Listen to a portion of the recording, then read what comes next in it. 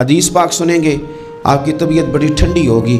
میرے نبی پاک صلی اللہ تعالیٰ علیہ وسلم ارشاد فرماتے ہیں کہ جو بندہ سوال سے بچنا چاہے گا، ارادہ کرے گا اللہ میں نے کسی سے نہیں مانگنا، فرمایا جو سوال سے بچنا چاہے گا رب اسے سوال سے بچا لے گا، اور جو لوگوں سے بے نیاز ہونا چاہے گا کہے گا یا اللہ مجھے دنیا داروں کا محتاج نہ بناؤ، اپنی بارگاہ سے عطا فرما۔ جو لوگوں سے بے نیاز ہونا چاہے گا اللہ لوگوں سے بے نیاز کر دے گا، اور فرمایا جو صبر کا ارادہ کرے گا اللہ اسے صبر کی توفیق بھی عطا فرما دے گا۔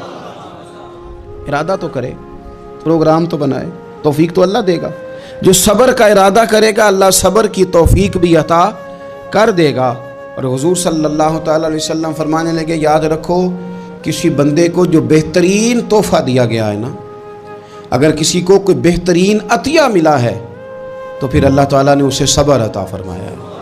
یہ بہترین تحفہ ہے، اس سے زندگی سنور جاتی ہے، اس سے انسان باوقار اور مطمئن ہو جاتا ہے۔